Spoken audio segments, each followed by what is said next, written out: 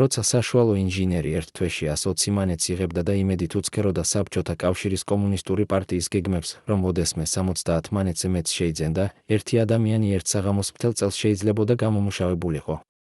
არა ქარხანაში, არა სახელმწიფო დაწესებულებაში, არამედ სასტუმროს ბანკეტურ დარბაზში, მიკროფონთან, სადაც სიმღერა იყო ოქრო, ხოლო ხმა ვალუტა. გოგი დოლიძე იცოდა ფულის სუნი, მაგრამ არ იცოდა ღალატის ფასი. 10,000 მანეთი, ეს არ იყო უბრალოდ ფული, ეს იყო კოოპერატიული ბინა ვაკეში, ეს იყო შავი ვოლგა, ეს იყო ის, რაზეც მილიონი ქართველი ოცნებობდა და ვერასდროს მიაღწევდა. მაგრამ როცა ვარსკვლავი ერთ საღამოს მთელ სიცოცხლეს იღებს, რატომ რჩება უცოცხლო, ხელები ცარიელი, სანამ მისი ყველაზე ახლო ადამიანი ხარბად იღიმის? ვინ იყო ის, ვისაც გოგის ოცნებამ ჯიბეში გადააქვს? რატომ ქალაქის ყველაზე პატივსაცემი არტისტი იჯდა სუფრაში სხვისი ფულით და ჩიქას დასცლიდა ხელებით, რომლებიც თრთოდა მარტო ღამის 2 საათზე, როცა დარჩება მარტო? იმ დროს, როცა სახელმწიფო ტელევიზია აღმაფრენას ქადაგებდა და საბჭოთა ცენზურა ყოველ სიტყვას აწონასწორებდა, საქართველოს არტისტები ორმაგ ცხოვრებას ეწეოდნენ. დღისით ოფიციალური კონცერტები სახელმწიფო ფილარმონიაში, სადაც ერთი გამოსვლისთვის 50 მანეთი გეძლეოდა, თუ იღბალი გქონდა. ღამით, კერძო ქორწილები ქუთაისის ცეხოვიკების სახლებში, კიდევ უფრო ფარული ბანკეტები, სადაც პარტიული თანამდებობის პირები მოსვლიდნენ უკანა შესასვლელით და სუპრები რესტორან ცხნეთში, სადაც ერთი საღამოს შემოსავალი უდრიდა 3 ინჟინერის წლიურ ხელფასს. მინიმალური ხელფასი სულ 70 მანეთი იყო, ამიტომაც, როცა გოგი დოლიძე ერთ საღამოს 10,000 მანეთს ითხოვდა, ეს არ იყო ექსცენტრიკა, ეს იყო რევოლუცია. მაგრამ სახელმწიფოს მანქანა არ ინანებდა ვარსკვლავებს, იგი იყენებდა მათ, წნეხდა, აწვიმებდა პარტიულ დირექტივებს და აღირავდა თითქმის ყველაფერს. გოგის ცხოვრება იყო ნაწილი დიდი თეატრისა, სცენაზე ის იყო ხალხის საყვარელი, ის, ვისაც თბილისის მთაწმინდა და ვაკის ბულვარებზე ქალები ხელს უწნევდნენ და კაცები პატივს სცემდნენ. მაგრამ მის ირგვლივ ბრუნავდნენ ადამიანები, ვისთვისაც იგი არ იყო არტისტი, იგი იყო ქოთანი, საიდანაც შეიძლებოდა ბოლომდე გამოსვლა. ოფიციალურად მას ფილარმონია იხდიდა ფუჭ-ფულს, სახელმწიფო კონტრაქტები მას აბარებდნენ გასამართლებელ დოკუმენტებს, სადაც წერდა, რომ კონცერტი 60 მანეთი შეიძინა, მაგრამ ყველამ იცოდა, რომ ნამდვილი ფული კერძო შეკვეთებიდან მოდიოდა. ცეხოვიკები, ფარული მეწარმეები, რომლებიც ავეჯს აწარმოებდნენ უკანონოდ და შემდეგ სპეკულანტების ქსელში ყიდდნენ ღვთივ-კურთხეულ ფასებში, იცოდნენ, რომ დაქორწინებას შეშვენოდა ვარსკვლავის ხმა. და შემოთავაზება მარტივი იყო.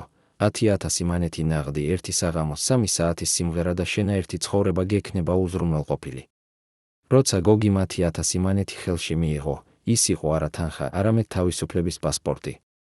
ეს იყო ფული, რომელზეც შეიძლებოდა ყიდვა კოოპერატიული ბინისა ვაკეში, პროსპექტ ჭავჭავაძის გასწვრივ, სადაც ინტელიგენცია და მწერლები ცხოვრობდნენ.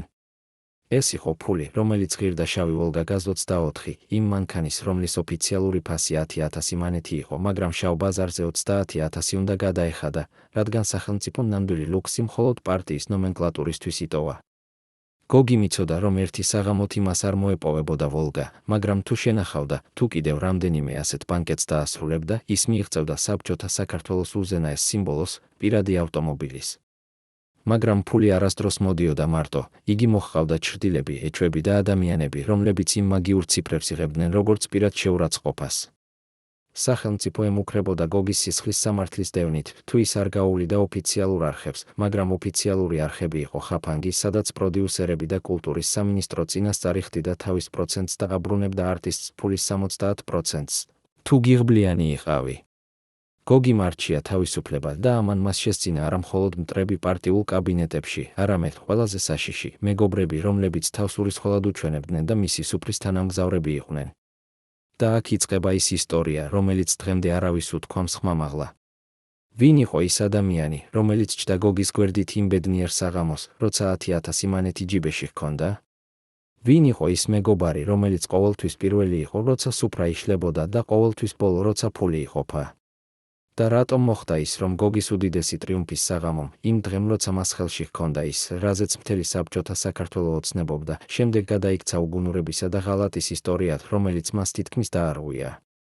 თბილისში 1978 წელს ფული ჰქონდა 3 სახის ადამიანს, პარტიის ნომენკლატურას, რომელსაც ყველაფერი უფასოდ მიეცემოდა, თეთრ ქურდებს, რომლებიც ემალებოდნენ სახელმწიფოს და ცეხოვიკებს, ვისაც აქვს ფული, მაგრამ არ აქვს უფლება თავისუფლად ცხოვრებისა. ცეხოვიკები იყვნენ ფარული მეწარმეები, ოფიციალურად ისინი სახელმწიფო საწარმოში მუშაობდნენ, მაგრამ უკანა ეზოში ან დამალულ საწყობებში ამუშავებდნენ კერძო პროდუქციას, ავეჯს, ტანსაცმელს, ხალიჩებს, ყველაფერს, რაც დეფიციტურად ითვლებოდა. კანონის მიხედვით ეს იყო სპეკულაცია და იქამდე შეიძლებოდა მივიდოდა საქმე, რომ კაცი საპყრობილეს გაეყარა, მაგრამ რეალურად მთელი ქართული ეკონომიკა ამ ჩრდილოვან სქემებზე დგას. ცეხოვიკები იყვნენ უხილავი მეფეები, ისინი დადიოდნენ უბრალო კაცების სამოსში, მაგრამ ჯიბეში ჰქონდათ ათასობით მანეთი, ხოლო სახლებში იმპორტული ტელევიზორები, ვიდეო მაგნიტოფონები და პერსიული ხალიჩები. ამ ადამიანებისთვის ქორწილი იყო არა მხოლოდ ოჯახური დღესასწაული, ეს იყო დემონსტრაცია ძალისა. მაგრამ ამ დღესასწაულებზე ხდებოდა არა მხოლოდ სუფრა, იქ იდებოდა გარიგებები, რომლებზეც მილიციას თვალი ჰქონდა დახუჭული, რადგან ცეხოვიკების ფული აღწევდა ყველა კაბინეტში. სადაც უნდა ეჩვენებინათ მეგობრებსა და კონკურენტებს, რომ მათ ამის საშუალება აქვთ. და ამიტომ ისინი იხდიდნენ 10,000 მანეთს იმისთვის, რომ თავიანთ ბანკეტზე ემღეროს გოგი დოლიძე, ხმა, რომელსაც მთელი რესპუბლიკა იცნობდა, ის ვარსკვლავი, რომელიც სახელმწიფო ტელევიზიაშიც გამოდიოდა და ხალხის სიმღერებსაც ასრულებდა. ქუთაისში ერთ-ერთმა ასეთმა ცეხოვიკმა, ავეჯის მწარმოებელმა, რომელიც ოფიციალურად მხოლოდ 350 მანეთს იხდიდა წელიწადში გადასახადებში, გადაწყვიტა, რომ მისი შვილის ქორწილი უნდა ყოფილიყო ის მოვლენა, რაზეც ქალაქი რამდენიმე წელიწადს ისაუბრებდა. მან დაჯავშნა რესტორანი ცხნეთი ის ადგილი, სადაც ხარჯები იწყებოდა 300 მანეთიდან ერთ კაცზე, რაც ნიშნავდა, რომ თუ დაახლოებით 200 სტუმარს ელოდი, მარტო სუფრა 6,000 მანეთი დაჯდებოდა. მაგრამ ფული არ იყო პრობლემა, პრობლემა იყო სტატუსი. და სტატუსი იყო გოგი დოლიძე. გოგი არ იყო მხოლოდ მომღერალი, ის იყო ხალხური ლეგენდა, ის, ვისაც ხალხი სცემდა ტაშს, როცა სცენაზე გამოდიოდა, ის, ვინც აერთიანებდა მთაწმინდიდან ვაკემდე, ქუთაისიდან ბათუმამდე. მისი ხმა იყო ის, რაც სახლში სიცხის გრძნობას იძლეოდა, მაშინაც კი, როცა სახელმწიფო მცირედს გაძლევდა. და როცა ცეხოვიკმა ქუთაისიდან მისთვის შეკვეთა მისცა, 10,000 მანეთი ერთ საღამოს, გოგი მიცოდა, რომ ეს არ იყო მხოლოდ ფული. ეს იყო ფული, რომელსაც სახელმწიფო არასდროს მისცემდა, რადგან სახელმწიფო აცხადებდა, რომ არტისტის მიზანი უნდა ყოფილიყო არა მატერიალური კეთილდღეობა, არამედ იდეოლოგიური აღზრდა. ხელფასი 60-70 120 მანეთი იყო ის, რასაც ფილარმონია აძლევდა და ისიც მხოლოდ მას შემდეგ, რაც პარტიული კომიტეტი შენს ბიოგრაფიას გადახედავდა და დარწმუნდებოდა, რომ შენ არ ყავდა დასავლურ რადიოს მსმენელი ნათესავი ან საეჭვო წარსული.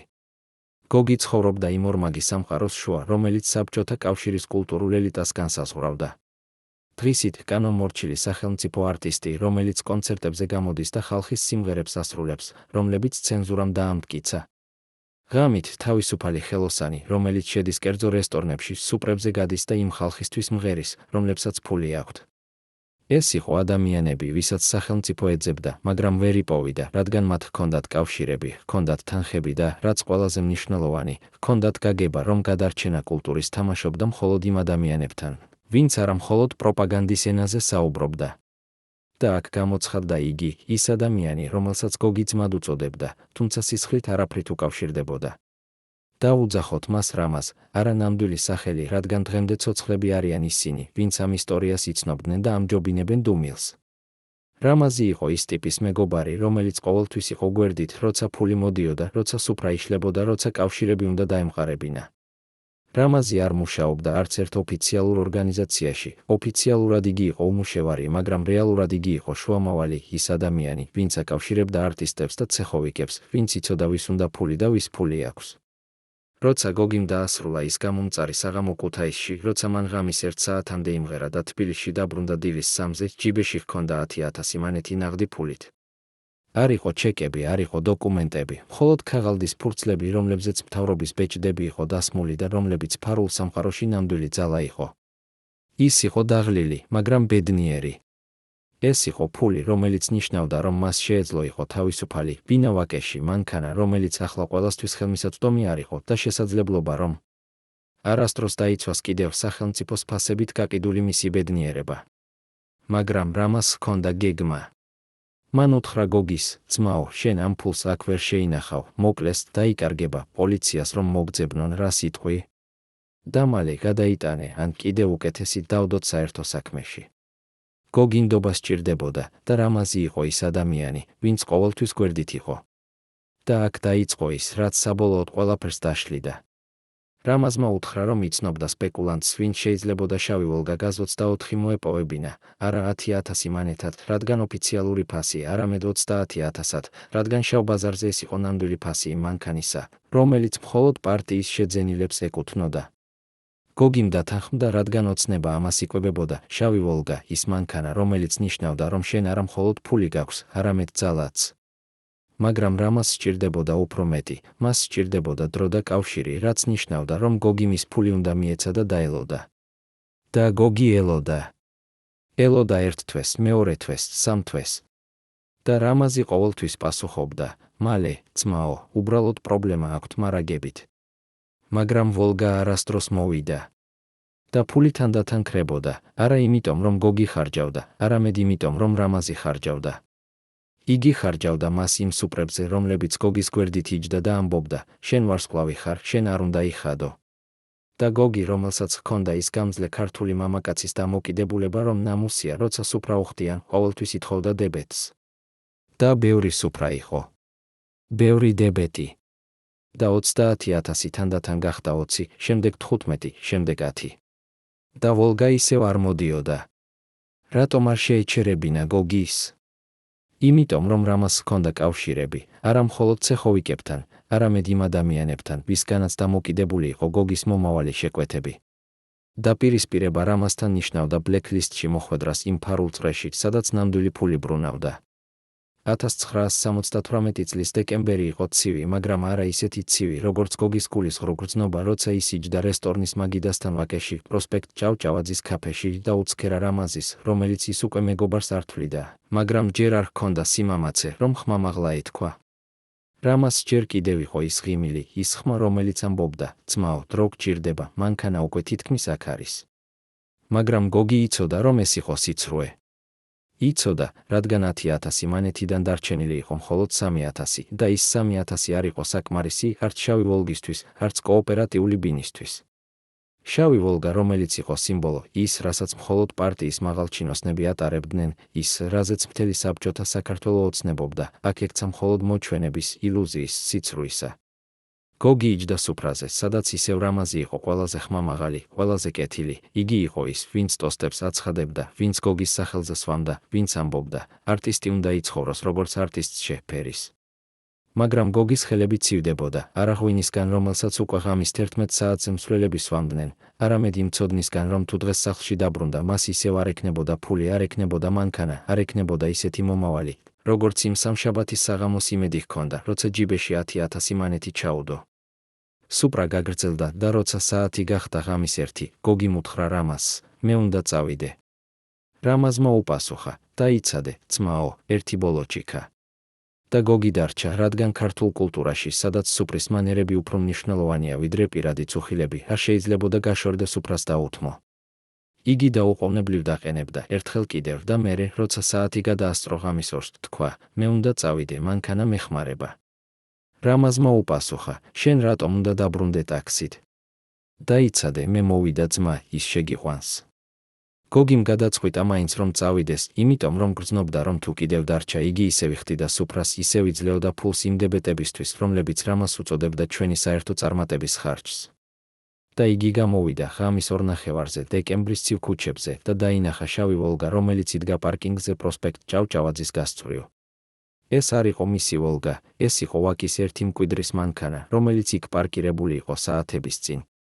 მაგრამ გოგი გაჩერდა, მიუახლოვდა და შეხედა, რადგან ეს იყო ის ოცნება, რომლისთვისაც მთელი ეს სიმღერა, მთელი ეს ფული და ღალატი იყო. მაგრამ ღამე იყო ღრმა, სიცივე იყო მძაფრი და გოგი დაბრუნდა სახლში, ტაქსით, რომელმაც მას 3 მონეტი ჩამოართვა. დილით, როცა ის გამოივიძა და დაიძახა რამაზი ტელეფონზე, რამაზმა არ უპასუხა. ერთი დღე გავიდა, მეორე, მესამე. კვირა გავიდა. გოგი წავიდა იმ კაფეში ვაკეში, სადაც ისინი ბოლო სუფრას აკეთებდნენ, არავინ არ იყო იქ. წავიდა იმ საცხოვრებელში, სადაც რამაზი თითქოს ცხოვრობდა, კარზე სხვა ადამიანის სახელი იყო ჩაწერილი. შემდეგ გოგიმ გააგო, რამაზი არ იყო მეგობარი. რამაზი იყო სპეკულანტი, რომელიც იყენებდა მას როგორც ქოთანს, რომლიდანაც ფული ამოღებდა და ამ ფულს ხარჯავდა სხვა საქმეებში.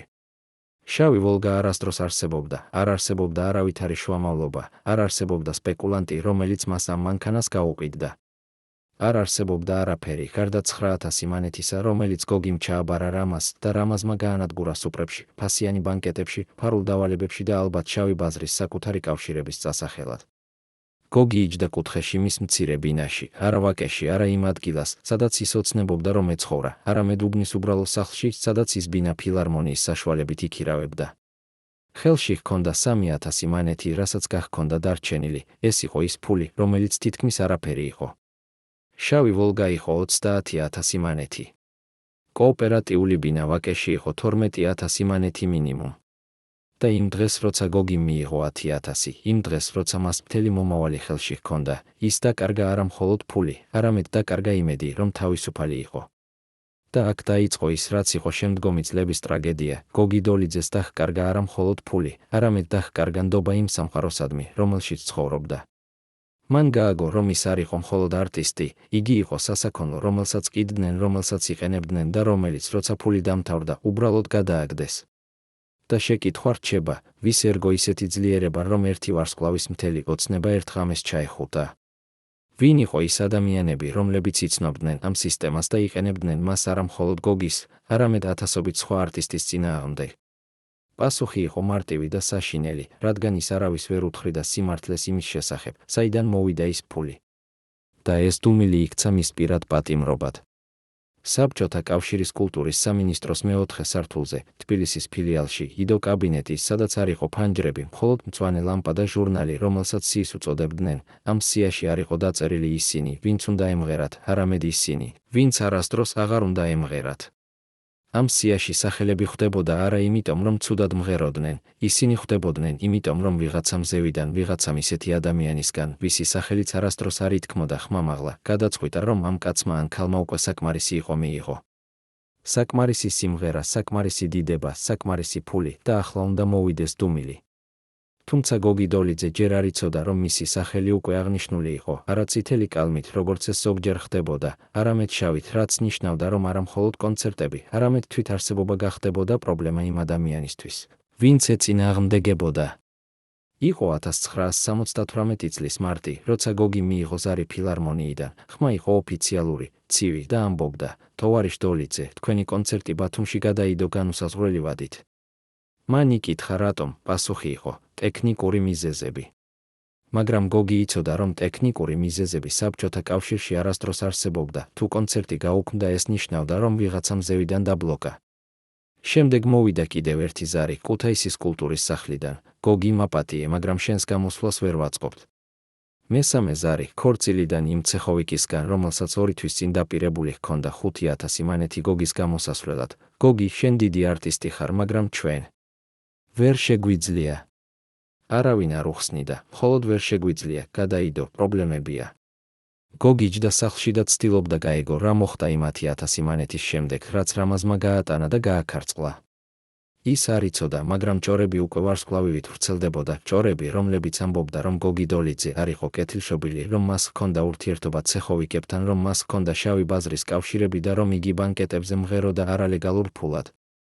ეს ყველაფერი სიმართლე იყო, მაგრამ ეს სიმართლე ეხებოდა არა მხოლოდ გოგის, არამედ თითქმის ყველა არტისტს, რომელიც სახელმწიფო ხელფასით ვერ გადარჩებოდა. მაგრამ ახლა გოგი იყო მსხვერპლი, რადგან ვიღაცამ ზევიდან გადაწყვიტა, რომ მისი ხმა იყო ზედმეტი. და აქ გამოჩნდა ერთი დოკუმენტი, რომელიც დღემდე არ არის ოფიციალურად გამოქვეყნებული, სიგელი, რომელსაც შეუთავსებელთა სია ეწოდა და რომელშიც იდგა არა მხოლოდ გოგის სახელი, არამედ ათობით სხვა არტისტის, რომლებიც არასწორ კავშირებს ინახავდნენ. გოგიმ არ იცოდა, ვინ მოაწერა ხელი ამ დოკუმენტზე, არ იცოდა, იყო ეს სამინისტროს კაბინეტის თავმჯდომარე, თუ უფრო მაღლა, თუ ხომ არ იყო ეს რამაზის შური, რადგან გოგიმ დაიწყო ხმამაღლა საუბარი იმის შესახებ, რომ მას დაუკარგა ფული. მაგრამ შედეგი ერთი იყო, გოგი დოლიძე გახდა ხილული მიზანი, არა იმიტომ, რომ სისხლის სამართლის დანაშაული ჩაიდინა, არამედ იმიტომ, რომ მან თავისუფლად ისუნთქა იმ სისტემაში, რომელიც არ უშვებდა თავისუფალ სუნთქვას. და აქ გაიგო, რომ იყო შეხვედრა, ფარული შეხვედრა სანამდე მოხდებოდა, სანამ მისი სახელი შავ სიაში ჩაწერდებოდა, ამბობდნენ, რომ სწორედ იმ შეხვედრაზე ითქვა, დოლიძე ბევრს ამბობს, ბევრს იცის, უნდა მოვაჩუმოთ. და გადაწყვეტილება იყო მარტივი, არა დააპატიმრონ, არა მოკლან, არამედ უბრალოდ აღარ აძლევდნენ საშუალებას, რომ იმღერა. ეს იყო საბჭოთა სისტემის ყველაზე ეფექტური მეთოდი, არა სიკვდილი, არამედ დუმილი.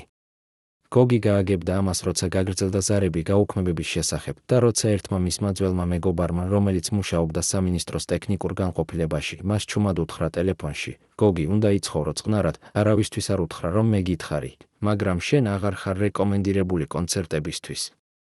რეკომენდირებული, ეს იყო კოდი, რომელიც ნიშნავდა, რომ შენი ფაილი იყო საეჭვო. რა იყო ეჭვიანი? ფული, რომელიც არ იყო დოკუმენტირებული, სიმღერები, რომლებიც არ გადიოდა ცენზურის საბჭოს და რაც ყველაზე მთავარი ის, რომ გოგი არ თანხმდებოდა, რომ ეყო მორჩილი თოქი სისტემისთვის. და აქ დგება შეკითხვა, ვის ესარგებლა, რომ ერთი ვარსკვლავი დაეცა? პასუხი იყო პროსტა და სასტიკი. თუ გოგი გააგრძელებდა სიმღერას კერძო ბანკეტებზე, თუ იგი გააგრძელებდა 10,000 მონეტების მიღებას იმ ადამიანებისგან, რომლებსაც სახელმწიფო აკონტროლებდა, მაშინ სისტემა კარგავდა ძალას. სისტემას სჭირდებოდა, რომ ყველა არტისტი დამოკიდებული ყოფილიყო, დამოკიდებული არა ფულზე, არამედ ნებართვაზე იმღეროს. და როცა გოგი დოლიძემ შეეცადა იმღეროს საკუთარი ნებართვით, სისტემამ უთხრა არა. რატომ არავინ არ დაიცვა გოგი? იმიტომ, რომ თუ დაიცავდით ერთ ადამიანს შავი სიიდან, თქვენც მოხვდებოდით იმ სიაში. და ყველა ჩუმობდა. ფილარმონიის დირექტორი ჩუმობდა. მეგობრები ჩუმობდნენ. ცეხოვიკები, რომლებიც ადრე გოგის ოქროს ყიდდნენ მის ხმაზე, ახლა არ იღებდნენ მის ზარებს. გოგი დოლიძე გახდა მოჩვენება საკუთარ ქალაქში, იგი დადიოდა ქუჩებში და ხალხი აღიარებდა მას, მაგრამ არავინ არ უბიძგებდა იმღეროს. რატომ? რადგან სისტემამ გაავრცელა შეტყობინება, დოლიძე აღარ არის რეკომენდებული. და ეს იყო განაჩენი, რომელსაც არ შეეძლო გაასაჩივრო, არც სასამართლოში, არც პოლიციაში, არც ხალხის წინაშე.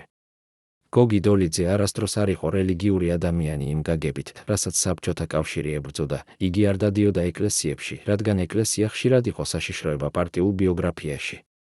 მაგრამ როგორც ქართველი კაცი, რომელიც დაბადებულიყო ოჯახში, სადაც ბებია ჯვარს იწერდა და ბაბუა ამბობდა ძველ საიდუმლოებებს, გოგის ჰქონდა ერთი რამ, რასაც თან ატარებდა ყოველთვის. ეს იყო პატარა ოქროს ჯვარი, არა დიდი, არა თვალშისაცემი, არამედ ისეთი, რომელიც ემალებოდა პერანგის ყელში ან ჯიბეში იდგა და რომელსაც გოგი ყოველდილით ეხებოდა და ამბობდა მარტო საკუთარ თავთან, დღეს ყველაფერი კარგად იქნება.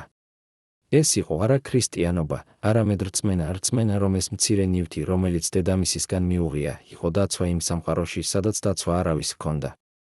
გოგიმ არასდროს არ გაუმხილა ეს ამულეტი, არც მეგობრებს, არც რამას, რომელსაც იმ დროს ჯერ ენდობოდა. მხოლოდ მისი ცოლი იცოდა ამის შესახებ და იგი ამბობდა, გოგი, შენ თუ იმას აიღებ ხელში, ყველაფერი კარგად გამოდის.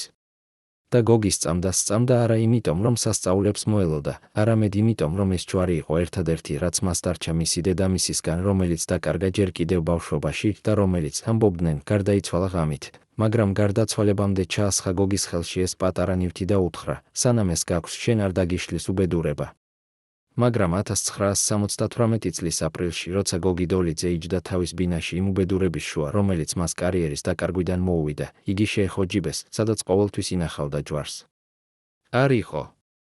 ის ყოველთვის იყო დილით, როცა ტანისამოს იცვამდა, იგი გადმოიღებდა პატარა სახლიდან და დებდა ჯიბეში. მაგრამ ახლა არ იყო. გოგი წამოდგა, ძებნა დაიწყო, გადაშალა ტანსაცმელი, გადაშალა საწოლი, გადაშალა მაგიდა. არ იპოვა. იგი იცოდა, რომ ბოლოს ჰქონდა იმ საღამოს, როცა ბოლოჯერ გამოვიდა კონცერტზე, არაოფიციალურ კონცერტზე, რადგან ისინი უკვე გაუქმებული იყო, არამედ პატარა კერძო შეკრებაზე, სადაც რამდენიმე ადამიანს ჰქონდა დაბადების დღე და სთხოვეს გოგის, რომ 2-3 სიმღერა ეთქვა. იგი წავიდა იქ, იმღერა, მიიღო 300 მონეტი, არა 10,000, როგორც ადრე, რადგან მისი სტატუსი უკვე დაეცა და დაბრუნდა სახლში ღამის 12 საათზე. ცოლმა უთხრა, გოგი, რატომ დაგვიანდი? გოგიმ უპასუხა, მომიწია ერთ ადგილას შესვლა, იყო საჭირო. მაგრამ სინამდვილეში იგი იჯდა ერთ დუქანში, სადაც სვამდა არა იმიტომ, რომ უნდოდა, არამედ იმიტომ, რომ ფიქრობდა იმაზე, თუ როგორ მოხდა ის, რომ მისი მთელი ცხოვრება ერთ წელიწადში ჩამოინდრა. და იმ საღამოს, როცა დუქნიდან გამოვიდა, მის გვერდით ჩაიარა ერთმა კაცმა, რომელსაც იცნობდა ნახევრად, იყო ეს რამაზის ნათესავი, თუ მეგობარი არ იცოდა, მაგრამ ის კაცი ჩამოსწახა, გოგი, რას აკეთებ აქ? გოგიმ უპასუხა, გავდივარ. კაცმა უთხრა, მოდი ერთი მოგეხსენო. გოგიმ არ უნდოდა, მაგრამ უკვე იმდენი დაკარგა, რომ უფრო დაკარგვა შეუძლებელი ჩანდა. გავიდნენ ერთ სახლში, იყო ეს ვაკეში, პროსპექტ ჭავჭავაძის უკან, პატარა უბანში, სადაც ძველი სახლები იდგა და სადაც, ამბობდნენ, ბინებს ქირაობდნენ ისინი, ვინც კავშირები ჰქონდა. იქ უკვე იჯდა 3 ადამიანი, იყო ერთი ცეხოვიკი, ერთი სპეკულანტი და ერთი კაცი, რომელსაც გოგი არ იცნობდა. ისინი სვამდნენ, იცინოდნენ და ლაპარაკობდნენ ფულზე, რომელიც უნდა გაეკეთებინათ ახალ საქმეში, რომელიც ამბობდნენ, იყო იმპორტული ხალიჩების გადამალვა და შავ ბაზარზე გაყიდვა. გოგი ჩუმად იჯდა, იგი არ უნდოდა აღარ იყო ნაწილი ამ სამყაროსა, მაგრამ სადაც წავიდოდა. სახელმწიფო მას აღარ აძლევდა კონცერტებს, კერძო ბანკეტები უკვე მას აღარ უჭირდათ, რადგან ხალხი ეშინოდა, რომ მისი დაქირავება იყო პრობლემა პარტიის წინაშე. და იმ საღამოს, როცა გოგი დაჯდა იმ სახლში, სადაც 3 სპეკულანტი სვამდა და გეგმავდა დიდ აფიორას, ერთ-ერთმა მათგანმა გოგის უთხრა: გოგი, მოდი ჩვენთან, შენ კარგი ხმა გაქვს, შენ შეგიძლია დაგვეხმარო, ბანკეტებზე ვაწყობთ, მაგრამ არა აქ, თბილისში, საზღვარგარეთ, სომხეთში, აზერბაიჯანში, იქ ფული დიდია. გოგი იცოდა, რომ ეს იყო კიდევ ერთი ხაფანგი, მაგრამ რა არჩევანი ჰქონდა? იგი ითქვა: მე ვიფიქრებ. სპეკულანტმა უპასუხა: კარგი, მაგრამ გაითვალისწინე, შენ აღარ ხარ იმ პოზიციაში, რომ ირჩევდე.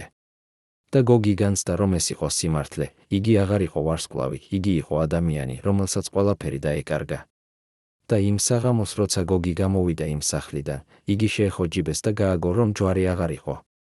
მან თავიდან იფიქრა, რომ დაკარგა გზაში, მაგრამ ყოველთვის ამოწმებდა ჯიბეს ადრე, ყოველთვის ხელსდებდა იქ. და ახლა ის არ იყო. გოგი დაბრუნდა იმ სახლისკენ და აკაკუნა კარს.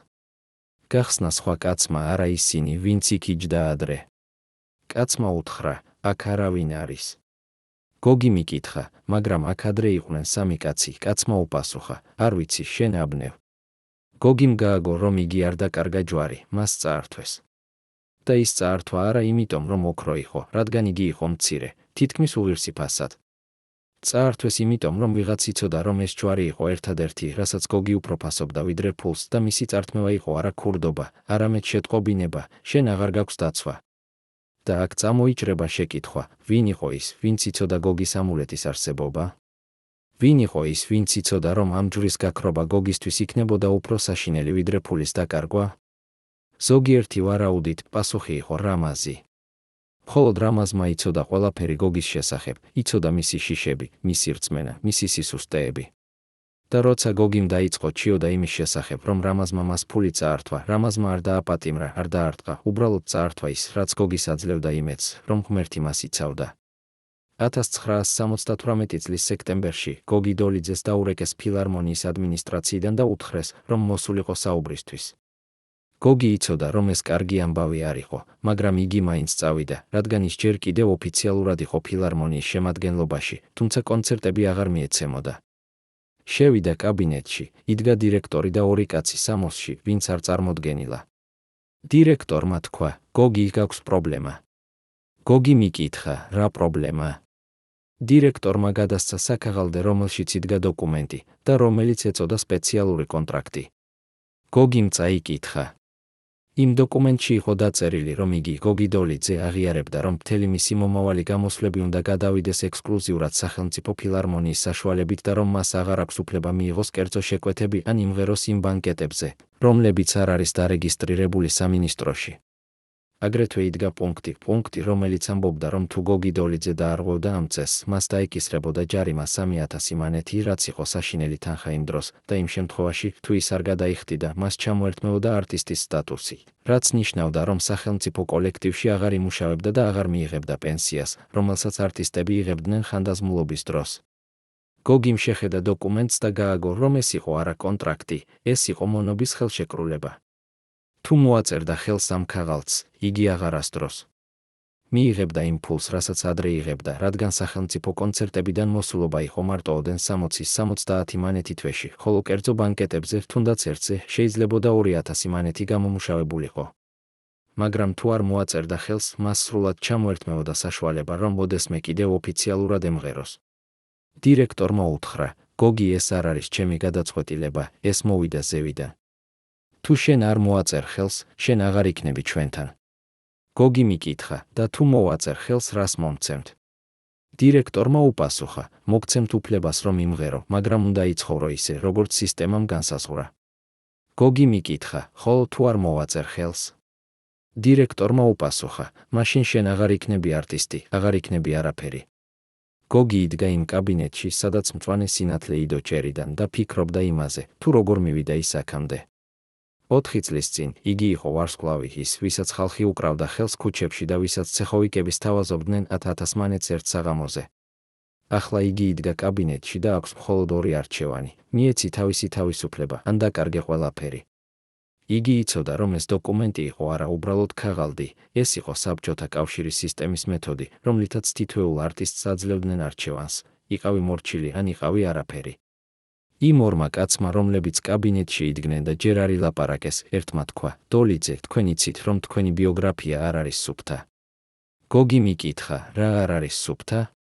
კაცმა უპასუხა: თქვენ გაქვთ კავშირები ცეხოვიკებთან, თქვენ იღებთ ფულს, რომელიც არ არის დეკლარირებული, თქვენ ართმევთ სახელმწიფოს ხელფასებს, რადგან მღეროთ კერძო ბანკეტებზე. გოგიმ უპასუხა: მე მღერი ვარ იმიტომ, რომ უნდა გავრჩე, სახელმწიფო ხელფასით არ გავრჩებოდი. კაცმა უთხრა: ეს არ არის ჩვენი პრობლემა, თქვენი პრობლემაა, რომ აირჩიეთ არასწორი გზა. გოგიმ გააგო, რომ საუბარი დასრულდა, მან მოაწერა ხელი დოკუმენტზე, რადგან არ ჰქონდა სხვა არჩევანი. დოკუმენტი იყო 2 გვერდიანი და მან ხელი მოაწერა ბოლოს, სადაც წერდა: ვაცხადებ, რომ ვიცავ საბჭოთა კავშირის კულტურის სამინისტროს რეგულაციებს. მაგრამ როცა მან დაასრულა ხელმოწერა და წავიდა იმ კაბინეტიდან, იგი იცოდა, რომ იმ დოკუმენტით მან დატოვა არა მხოლოდ თავისი თავისუფლება, არამედ დატოვა იმედი, რომ ოდესმე კიდევ იმღერებს ისე, როგორც მას უნდოდა. და აქ დგება ბოლო კითხვა: რატომ სახელმწიფომ იმდენი ძალისხმევა იხმარა, რომ ერთი არტისტი დაემორჩილებინა? პასუხი იყო იმაში, რომ გოგი დოლიძე არ იყო უბრალოდ მომღერალი, იგი იყო სიმბოლო იმ თაობისა, რომელიც ცდილობდა ეცხოვრა თავისუფლად საბჭოთა კავშირში. და თუ სახელმწიფო დაუშვებდა, რომ ერთმა ადამიანმა თავისუფლად იმღეროს და თავისუფლად მიიღოს ფული, მაშინ ათასობით სხვა დაიწყებდა იმავეს. და სისტემამ გადაწყვიტა, რომ გოგი დოლიძე იყო მაგალითი იმისა, თუ რა ხდება იმ ადამიანთან, ვინც ცდილობს იყოს თავისუფალი. მაგრამ ისტორია აქ არ სრულდება. გოგიმ მოაწერა ხელი იმ დოკუმენტზე, მაგრამ მან არ იცოდა, რომ საკმაოდ მალე, ძალიან მალე, მას დაეკისრებოდა კიდევ უფრო საშინელი არჩევანი.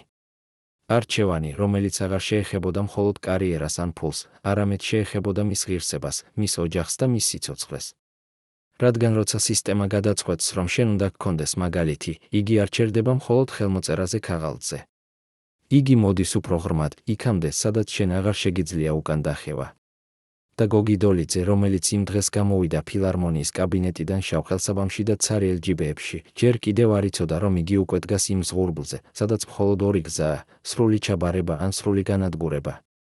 რომ გავიგოთ, რატომ დაიცვა გოგი დოლიძის ცხოვრება ისე სწრაფად, როგორც ქაღალდის ფურცელი ცეცხლში, უნდა შევხედოთ იმ ნივთს, რომელიც გოგიმ ყველაზე მეტად ინახავდა ბოლო დღეებში. იყო ეს არა დიდი სამი ნოუთბუქი, მოკრძალებული ყავისფერი ყდით, რომელშიც გოგი წერდა იმას, რასაც არავის უთხრა ხმამაღლა. იქ იდგა თარიღები, სახელები, თანხები, ყველაფერი, რაც მას დარჩენოდა იმისა, რომ ოდესმე ჰქონდა 10,000 მონეტი ხელში და ოდესმე იყო ვარსკვლავი. ეს დღიურები იყო ის, რაც მას უნდა ეჩვენებინა პოლიციისთვის, თუ ოდესმე იკითხებოდნენ, საიდან მოდიოდა შენი ფული. მაგრამ ისინი იყო აგრეთვე საფრთხე, რადგან თუ ვიღაც იქ აღმოაჩენდა სახელებს იმ ცეხოვიკებისა და სპეკულანტებისა, ვისთანაც გოგი მუშაობდა, ეს ნიშნავდა არა მხოლოდ გოგის დაპატიმრებას, არამედ მათ დაპატიმრებასაც. და გოგი ინახავდა მათ, არა იმიტომ, რომ უნდოდა გამჟღავნება, არამედ იმიტომ, რომ ეს იყო მისი ერთადერთი მტკიცებულება, რომ იგი არ იყო ქურდი, არამედ იყო მხოლოდ მომღერალი, რომელიც ცდილობდა გადარჩენას. მაგრამ 1978 წლის იანვარს, როცა გოგი დაბრუნდა სახლში კიდევ ერთი უშედეგო დღის შემდეგ, როცა იგი ცდილობდა ეპოვა ვინმე, ვინც მას კონცერტზე დაიბარებდა, მაგრამ ყველა კარი დახურული იყო, იგი შევიდა ბინაში და დაინახა, რომ მისი სამუშაო მაგიდა იყო გახსნილი და ის 3 ნოუთბუქი, რომლებიც ყოველთვის იდგა უჯრაში, დამალულ ადგილას, აღარ იყო იქ. გოგიმ დაიძახა ცოლი: სადაა ჩემი დღიურები? ცოლმა უპასუხა: არ ვიცი, შენ სად დადე? გოგიმ უთხრა: ისინი აქ იყო, აქ ამ უჯრაში, ვინ შემოვიდა აქ? ცოლმა უთხრა: გოგი, დღეს მოვიდა 2 კაცი, თქვეს, რომ ფილარმონიიდან არიან და რომ უნდა ამოეღოთ შენი დოკუმენტები. მე ვუთხარი, რომ შენ არ ხარ სახლში, მაგრამ მათ უთხრეს, რომ აქვთ უფლება და შემოვიდნენ. გოგიმ დაუყოვნებლივ მიხვდა, ეს დღიურები არ წაიღეს, უბრალოდ შესაძლოა ვიღაცამ უთხრა, რომ ეს დღიურები იყო საფრთხე. საფრთხე იმიტომ, რომ იქ იდგა სიმართლე იმის შესახებ, ვინ იღებდა ფულს, ვინ იხდიდა ფულს, ვინ აკავშირებდა არტისტებს და ცეხოვიკებს. და ეს სიმართლე თუ ოდესმე გამოქვეყნდებოდა, ჩამოაგდებდა არა მხოლოდ გოგის, არამედ ათობით სხვა ადამიანს, რომლებსაც ჰქონდათ კავშირები იმ ფარულ ქსელში, რომლითაც თბილისის კულტურული ცხოვრება ფუნქციონირებდა. და გოგი ეჩვობდა, ვინ შეიძლებოდა გაეცა ბრძანება, შესაძლოა რამაზი, ან ვიღაც, ვისაც რამაზი მართავდა, ან, და ეს იყო ყველაზე საშინელი ვერსია, ეს იყო თვით სახელმწიფოს კაბინეტი, რომელმაც გადაწყვიტა, რომ გოგი დოლიძეს არა მხოლოდ კარიერა უნდა ჩამოერთმია, არამედ მისი ხმა, მისი ისტორია, მისი უფლება, რომ ოდესმე ეთქვა სიმართლე. გოგი გავარდა სახლიდან და გაიქცა ფილარმონიისკენ, შევარდა კაბინეტში, სადაც დირექტორი იჯდა. და უძახა, სად არის ჩემი დღიურები? დირექტორმა უპასუხა, გოგი რაზე ლაპარაკობ? გოგი უთხრა, ორი კაცი შემოვიდა ჩემს ბინაში და წაიღო ჩემი პირადი ნივთები, თქვენმა კაცებმა. დირექტორმა უთხრა, გოგი, ჩვენ არავინ გამოგვიგზავნია, თუ ვიღაცამ რაიმე წაიღო, ეს არ არის ჩვენი საქმე. გოგი გრძნობდა, რომ ეს იყო სიცრუე, მაგრამ ის აგრეთვე იცოდა, რომ თუ აქ ხმა მაღლა დაიძახებდა, თუ იტყოდა იმას, რასაც ნამდვილად ფიქრობდა, მას სხვა პრობლემები დაემატებოდა. მან დატოვა კაბინეტი და გავარდა ქუჩებში, დადიოდა ვაკეში, პროსპექტ ჭავჭავაძეზე, იმ ადგილებში, სადაც ადრე იცნობდნენ, სადაც ადრე ხალხი ეძახდა, გოგი როგორ ხარ? მაგრამ ახლა ხალხი გადიოდა მის გვერდზე და არ იცნობდა, ან თვალებს აშორებდა, რადგან გოგი დოლიძე აღარ იყო ვარსკვლავი, იგი იყო ადამიანი, რომელზეც ჭორები იყო, რომ დაეცა, რომ პრობლემები აქვს, რომ აღარ უნდა უახლოვდე. და გოგი გრძნობდა, როგორ ქრებოდა იგი, არა ფიზიკურად, არამედ სოციალურად როგორ ხდებოდა იგი მოჩვენება თავის საკუთარ ქალაქში. რამდენიმე კვირის შემდეგ, თებერვლის ბოლოს, გოგიმ მიიღო წერილი, ოფიციალური წერილი კულტურის სამინისტროდან. იქ იდგა მოკლე ტექსტი, რომელიც ამბობდა, პატივცემულო ტოვარიშ დოლიძე, გვინდა შეგატყობინოთ, რომ თქვენი სახელობის საქმეში აღმოჩნდა დოკუმენტური მასალა, რომელიც მოითხოვს გამოკითხვას. გთხოვთ გამოცხადდეთ სამინისტროს იურიდიულ განყოფილებაში 1978 წლის მარტის 1 რიცხვში 10 საათზე. ქვემოთ იდგა ხელმოწერა, უცნობი თანამშრომლის და ბეჭედი, რომელზეც წერდა საბჭოთა კავშირის სახალხო კონტროლის კომიტეტი. გოგიმ წაიკითხა და იცოდა, რომ ეს იყო არა უბრალოდ გამოძახება, ეს იყო განაჩენის დასაწყისი. სახალხო კონტროლის კომიტეტი იყო ორგანიზაცია, რომელიც ეძებდა კორუფციას, სპეკულაციას და საბჭოთა მორალის დარღვევებს. თუ ისინი გამოძახებდნენ, ეს ნიშნავდა, რომ უკვე აქვთ რაღაც მტკიცებულება, ან რაც უფრო ხშირი იყო, უბრალოდ უნდოდათ შეგეშინებინა, რომ აღიარო რაღაც, რაც არც კი გაგიკეთებია. გოგი წავიდა იმ დანიშნულებაზე, შევიდა სამინისტროს კორპუსში, ავიდა მესამე სართულზე და მოხვდა იმ კაბინეტში, სადაც ორი კაცი იჯდა გრძელი მაგიდის უკან. ერთმა უთხრა, დაჯექით. გოგი დაჯდა. კაცმა გახსნა საქაღალდე და გოგიმ დაინახა, რომ იქ იდგა მისი დღიურების ასლები, ის დღიურები, რომლებიც წაართვეს სახლიდან. კაცმა უთხრა, ტოვარიშ დოლიძე, ჩვენ აღმოვაჩინეთ, რომ თქვენ აწარმოებდით კომერციულ საქმიანობას, რომელიც არ იყო დეკლარირებული სახელმწიფო ორგანოებში. გსურთ, რომ კომენტარი გააკეთოთ? გოგიმ უთხრა, მე ვიმღეროდი, ეს არ არის კომერციული საქმიანობა, ეს არის ხელოვნება. კაცმა უთხრა, მაგრამ თქვენ იღებდით თანხებს, რომლებიც არ იყო ოფიციალურად რეგისტრირებული, ეს არის სპეკულაცია. გოგიმ გააგო, რომ იგი უკვე იდგა იმ ხაფანგში, საიდანაც გამოსვლა არ იყო. თუ ის იტყოდა სიმართლეს, რომ დიახ, იმღეროდა კერძო ბანკეტებზე, რადგან სახელმწიფო ხელფასით გადარჩენა შეუძლებელი იყო, მაშინ მათ აქვთ საბაბი, რომ მას დაარიცხონ ჯარიმა, ან თუნდაც სისხლის სამართლებრივი დევნა. თუ ის უარყოფდა, მაშინ მათ უკვე ჰქონდათ მტკიცებულება მის საკუთარ დღიურებში, სადაც ყველაფერი იყო დაწერილი. გოგიმ უთხრა, მე არ ვიყავი სპეკულანტი, მე ვიმღეროდი იმიტომ, რომ ხალხს სურდა მესმინა. კაცმა უთხრა, მაგრამ თქვენ იღებდით ფულს და ეს ფული არ გადიოდა სახაზინოში, საით წავიდა. გოგიმ უთხრა, ის ფული დავხარჯე ცხოვრებაზე, სწორედ ისე, როგორც ყველა მოქალაქე. კაცმა უთხრა, მაგრამ როცა ყველა მოქალაქე იხდის გადასახადს, ხოლო თქვენ არა, ეს ნიშნავს, რომ თქვენ იპარავთ შემოსავალს. რატომ ასე მიდიოდა ეს საუბარი, რატომ ისინი ცდილობდნენ გოგის აეძულებინათ აღიარება, რომ იგი ქურდი იყო, მაშინ როცა მთელი საქართველოს კულტურული სცენა იყო აშენებული იმ ფულზე, რომელსაც არავინ არ აცხადებდა? პასუხი იყო მარტივი, გოგი დოლიძე უნდა გამხდარიყო მაგალითი, ის მაგალითი, რომელიც აჩვენებდა ყველას სხვას, თუ შენ ცდილობიყო თავისუფალი, ეს იქნება შენი დასასრული. და გოგი მიცოდა, რომ თუ მან აღიარა, თუ მან ხელი მოაწერა იმ ქაღალდზე, რომელსაც ისინი მოამზადებდნენ, მაშინ იგი არა მხოლოდ დაკარგავდა ყველაფერს, რაც ჯერ კიდევ ჰქონდა, არამედ დაკარგავდა უფლებას, რომ ოდესმე თქვას, რომ სისტემა იყო ის, რაც მას დაანგრია. იმ დღის ბოლოს, როცა გოგი გამოვიდა იმ კაბინეტიდან, მას უთხრეს: თოვარიშ დოლიძე, ჩვენ დავამთავრებთ გამოძიებას და მოგაწოდებთ შედეგს. გოგი მიკითხა, რა შედეგს? კაცმა უთხრა: გადაწყვეტილებას იმის შესახებ, ჩაითვლება თუ არა თქვენი საქმიანობა სპეკულაციად.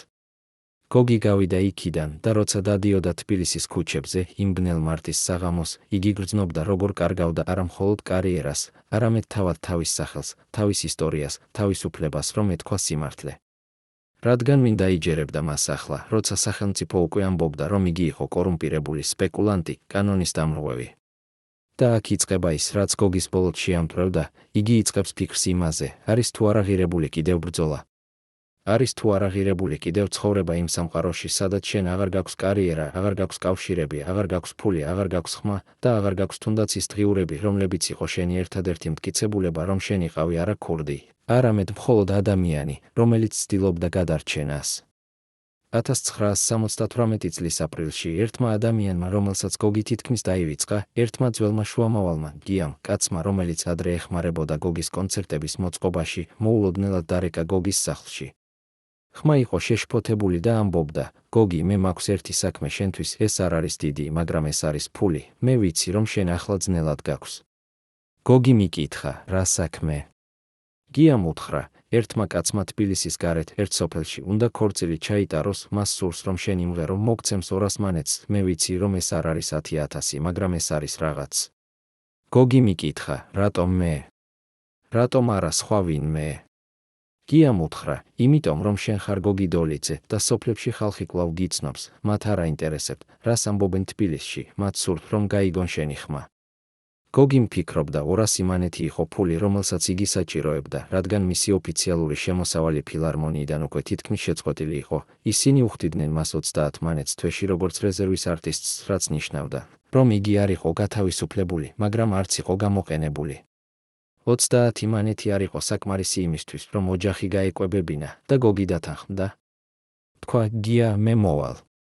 იმ ქორწილზე გოგი წავიდა ერთ მცირე სოფელში, რომელიც იდგა თბილისიდან 50 კილომეტრში. იქ იყო ღარიბი ხალხი, მაგრამ ისინი იყვნენ ბედნიერები, რადგან ერთი ოჯახი ქორწინდებოდა და მათ უნდოდათ დღესასწაული, რომელიც დაახსოვდებოდათ.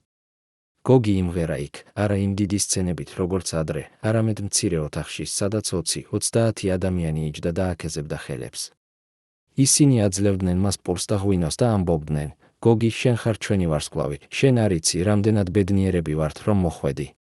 და გოგი გრძნობდა რაღაცას, რასაც დიდი ხანია არ უგრძნია. იგი გრძნობდა, რომ მისი ხმა ჯერ კიდევ აღწევდა ადამიანების გულებს, მაშინაც კი, როცა სახელმწიფო უკვე ცდილობდა მას ამოეშალა. მაგრამ როცა ქორწილი დასრულდა და გოგი დაბრუნდა თბილისში, იმ 200 მანეთით ჯიბეში, იგი იცოდა, რომ ეს არ იყო გამარჯვება. ეს იყო მხოლოდ დროებითი სუნთქვა, რადგან სისტემა არ ჩერდებოდა. რამდენიმე დღის შემდეგ გიამ ისევ დარეკა, მაგრამ ეს დარეკვა არ იყო კეთილი. ხმა იყო შეშინებული და ამბობდა: გოგი, მე მახსოვდა, რომ მე შეცდომა ვიქადე, ის საქმე, რომელიც შემოგთავაზე, ის საფრთხეშია. ამბობენ, რომ ისინი იმ სოფელში დაპირისპირდნენ რაღაც კაცებს, რომლებიც ურთიერთობენ მილიციასთან და ახლა მილიცია ეძებს ყველას. ვინც იყო იქ? გოგი მიკითხა, რას ნიშნავს ეძებს? გიამ უთხრა, ნიშნავს, რომ ისინი ამბობენ, რომ იმ ქორწილზე იყო უკანონო თანხის გადაცემა და რომ ყველა, ვინც იყო იქ, თითქოს და თანამზრახველია. გოგიმ დაკარგა სიტყვები, იგი ვერ იტყოდა რას, რადგან ეს ხდებოდა ისევ და ისევ, ყოველი სიმღერა, რომელსაც იგი აკეთებდა, ყოველი ფული, რომელსაც იღებდა, ქცეოდა ბრალდებად. გიამ უთხრა, გოგი, გთხოვ, არ ილაპარაკო ამაზე, თუ ვინმე მიკითხა არ უთხრა, რომ შენ იყავი იქ.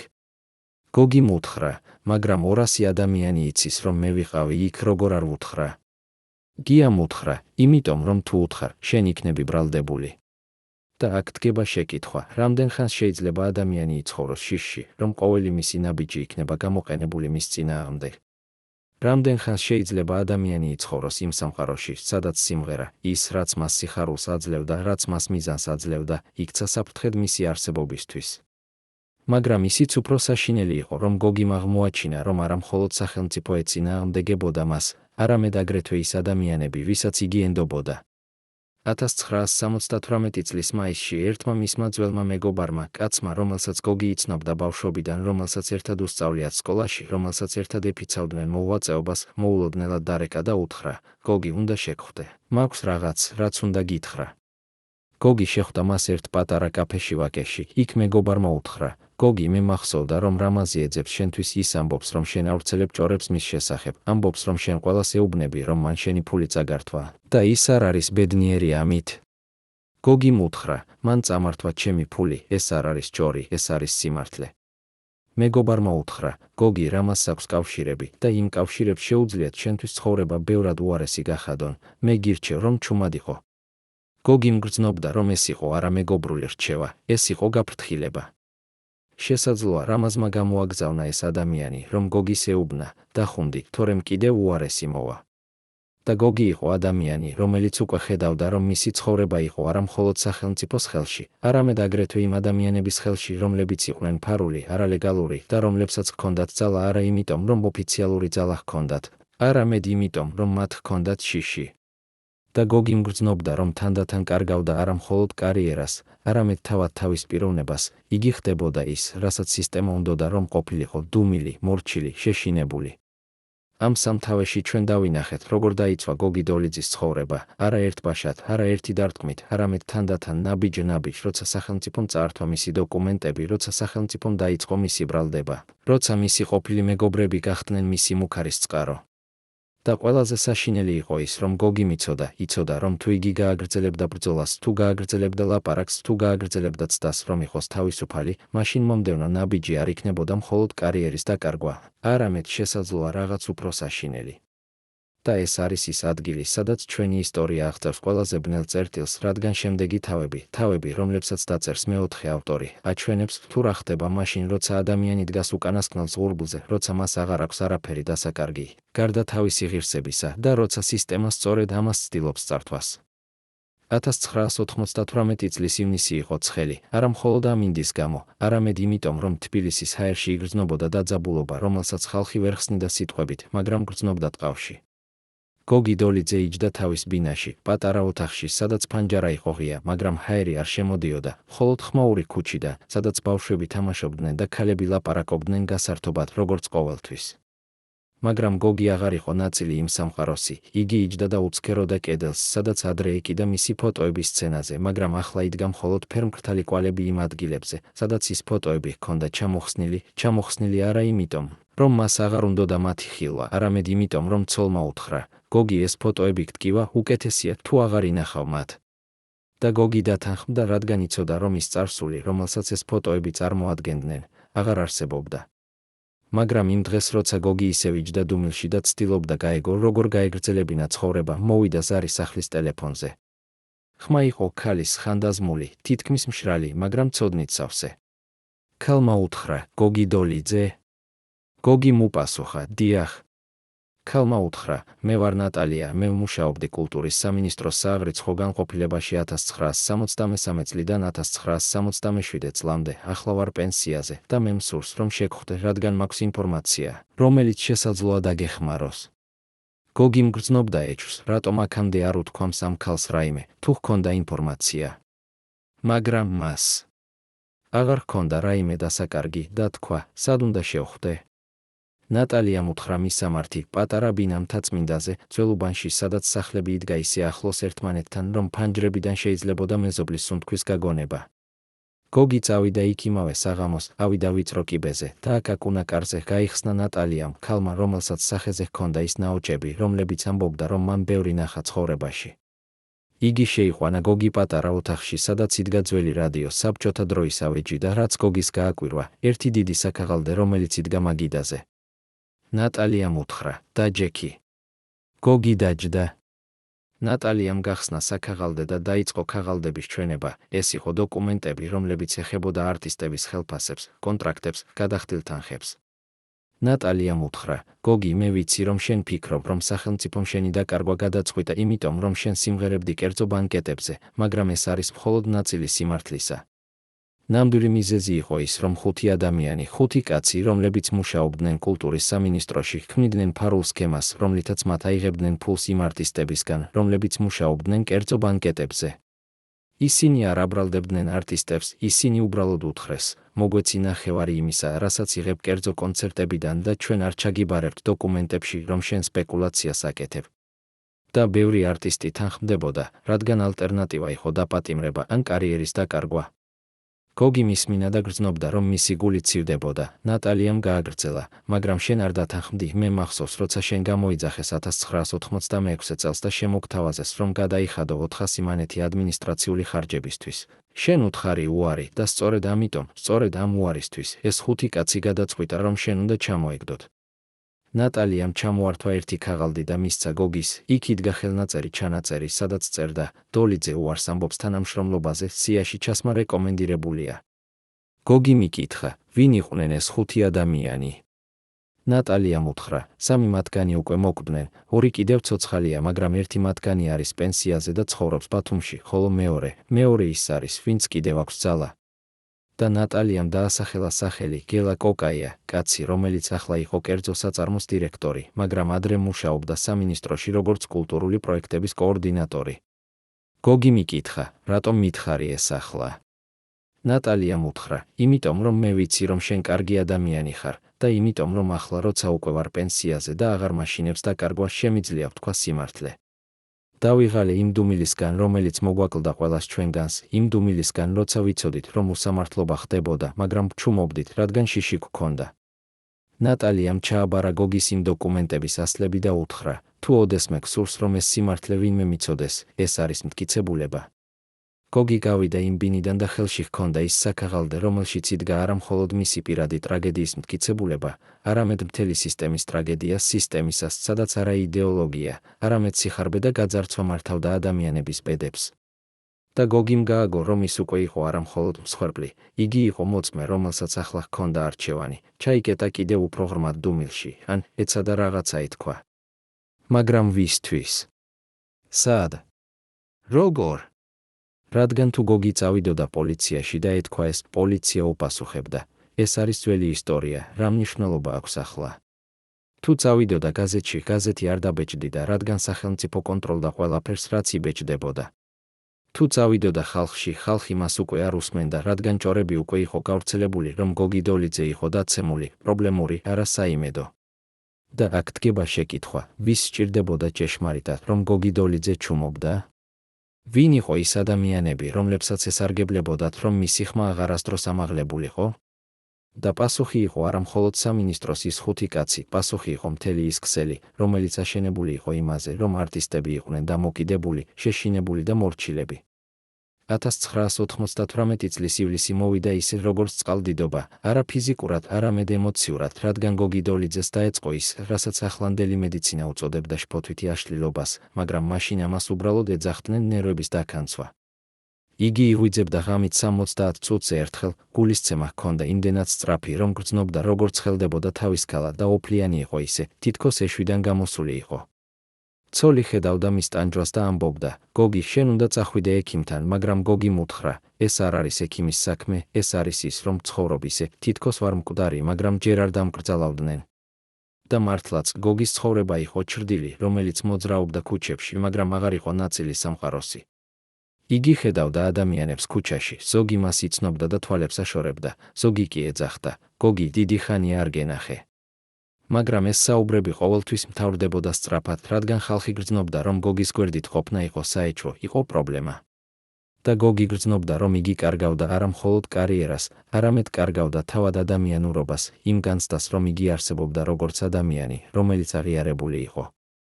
მაგრამ ერთ დღეს ივლისის შუა რიცხვებში გოგიმ გააგო რაღაც, რაც მას არასდროს არ უფიქრია, იგი გააგო, რომ მას ჰქონდა ერთი ძალა, რომელიც არავის შეეძლო წაერთმია, მისი ხმა.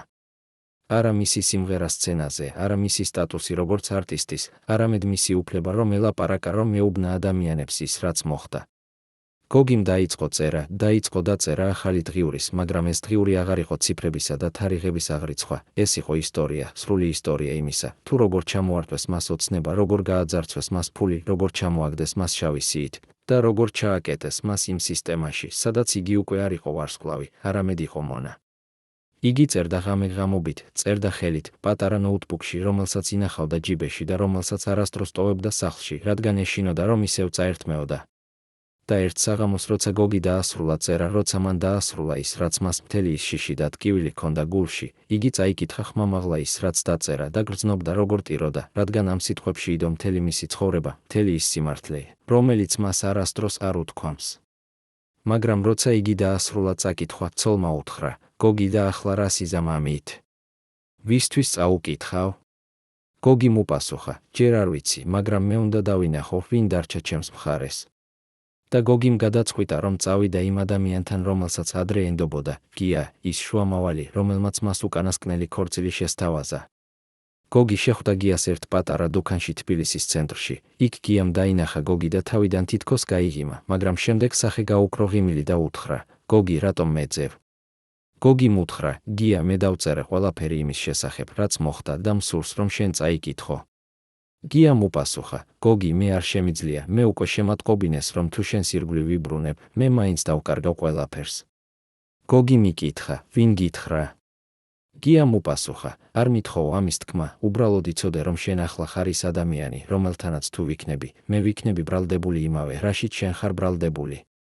გოგიმ გრძნობდა, როგორ ინგრევა მისი ბოლო იმედი, მაგრამ შემდეგ გიამ ჩუმად შეეხო გოგის მხარს და უთხრა: მაგრამ გოგი, მე მაინც გეუბნები ერთს, რამაზი არ იყო ის, ვინც მარტო შენს ფულს აიღებდა, რამაზი იყო ის, ვინც მუშაობდა იმ 5 კაცისთვის.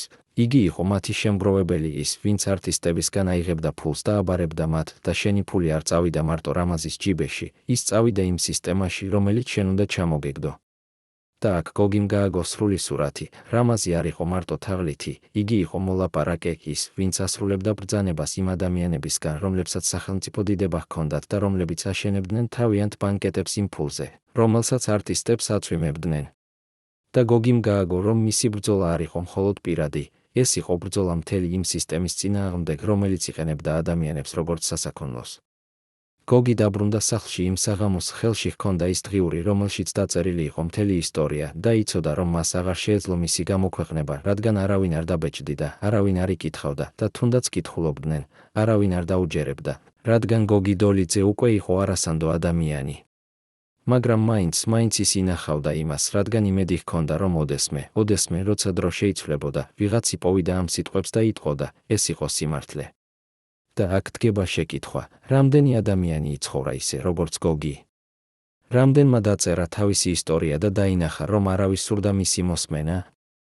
და რამდენმა ვერ გაუძლო იმ წნეხს, რომელსაც სისტემა აძლევდა? 1998 წლის აგვისტო იყო ბოლო თვე, როცა გოგი დოლიძემ სცადა კიდევ ერთხელ იმღეროს, არა დიდ სცენაზე, არა რესტორანში, არამედ მის საკუთარ ეზოში, სადაც იგი მოიწვია მეზობლები და უთხრა: მე მინდა, რომ გესმოდეთ ჩემი ხმა, ის ხმა, რომელიც ჯერ კიდევ არის ჩემში. იქ მოვიდა 12 ადამიანი, მცირე ხალხი, ღარიბი ხალხი, ისეთი, რომლებიც არ ჰქონდათ კავშირები, არ ჰქონდათ ძალა, მაგრამ ჰქონდათ გული და ჰქონდათ ყურები. გოგი მიმღერა იმ საღამოს, იმღერა. ხმით, რომელშიც იდო მთელი მისი ტკივილი, მთელი მისი ტრაგედია, მთელი მისი სიყვარული იმ სიმღერებისადმი, რომლებიც მას ადრე სიხარულს აძლევდა. იგი მღეროდა და ხალხი ტიროდა, არა იმიტომ, რომ სიმღერა იყო სევდიანი, არამედ იმიტომ, რომ ისინი გრძნობდნენ, რომ ეს იყო მოსალოცი, ეს იყო ის, ვინც კარგავდა ყველაფერს, მაგრამ ჯერ კიდევ არ კარგავდა თავის ხმას.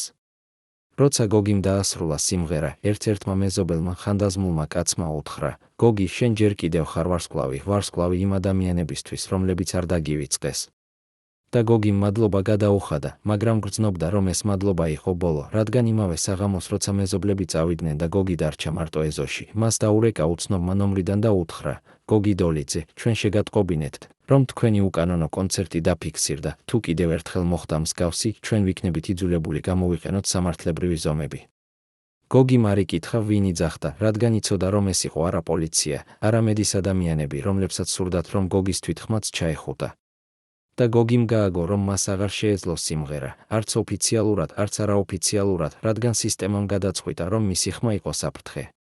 და აქედან იწყება ის, რაც იყო გოგი დოლიძეს ბოლო დღეები როგორც არტისტის, რადგან შემდეგი რამდენიმე თვის განმავლობაში, შემდეგი წლების განმავლობაში, გოგი ცხოვრობდა როგორც ჩრდილი, არა როგორც ვარსკვლავი, არა როგორც მომღერალი, არამედ როგორც ადამიანი, რომელიც იდგა გაჩერებულ ქალაქში და ელოდა იმას, რაც არასდროს მოვიდოდა, ელოდა სამართლიანობას, ელოდა ცნობას, ელოდა იმას, რომ ვიღაც ეუბნებოდა: გოგი, ჩვენ შეგცდით. თუ დღეს შეხვდებით იმ ადამიანებს, რომლებიც ცხოვრობდნენ საბჭოთა საქართველოში 70-იან და 80-იან წლებში და თუ ჰკითხავთ მათ, იცნობდით გოგი დოლიძეს? ზოგი გეტყვით, დიახ, ის იყო დიდი მომღერალი, ზოგი გეტყვით, მე მახსოვს მისი ხმა და ზოგი გეტყვით, ის იყო ის, ვინც დაკარგა ყველაფერი. მაგრამ თითქმის არავინ გეტყვით სიმართლეს იმის შესახებ, თუ რატომ დაეცა ეს ვარსკვლავი. გოგი დოლიძემ გაატარა თავისი დარჩენილი წლები ჩუმად, არა იმიტომ, რომ მას აღარ უნდოდა სიმღერა, არამედ იმიტომ, რომ მას აღარ აძლევდნენ საშუალებას. იგი ცხოვრობდა უბრალოდ ცხოვრებით, მცირე ბინაში, მცირე ფულით, მცირე იმედებით. და როცა მოვიდა საბჭოთა კავშირის დაშლა 1991 წელს, როცა ხალხი ფიქრობდა, რომ ახლა ყველაფერი შეიცვლებოდა, გოგიმ სცადა კიდევ ერთხელ დაბრუნება სცენაზე. მაგრამ ახალმა ეპოქამ მას უთხრა, შენ უკვე ძველი ხარ, ახალ დროში ახალი ხმები სჭირდება. და გოგი გააგო, რომ იგი აღარასდროს დაბრუნდებოდა იმ სიდიადეში, რომელიც ერთხელ ჰქონდა, არა იმიტომ, რომ მისი ხმა გაუარესდა, არამედ იმიტომ, რომ სამყარო შეიცვალა და მისმა ადგილმა აღარ იარსება. მაგრამ რა მოხდა იმ მეგობარს რამას, რომელმაც წაართვა გოგის 10,000 მანეთი და რომელმაც დაანგრია მისი ოცნება შავი ვოლგის შესახებ. ზოგიერთი წყარო ამბობს, რომ რამაზმა გააგრძელა მისი საქმე, რომ იგი გახდა წარმატებული ბიზნესმენი ახალ საქართველოში, რომ მას ჰქონდა კავშირები, ჰქონდა ფული და ჰქონდა ძალა. სხვები ამბობენ, რომ რამაზი გაიქცა თბილისიდან 1990-იან წლების დასაწყისში, გაიქცა, რადგან იმ ხალხმა, რომელსაც იგი იყენებდა როგორც შუამავალს, დაიწყეს მისი ძებნა, რადგან მათ ასევე წაართვა ფული. არავინ არ იცის ზუსტად სად დასრულდა რამაზის ისტორია, მაგრამ ერთი რამ ცნობილია, იგი არასდროს არ გაიმართლა. არასდროს არ დაპატიმრდა, არასდროს არ დაბრალდა, არასდროს არ მოეთხოვა უკან დაბრუნება იმ ფულისა, რომელიც მან გააძარცვა.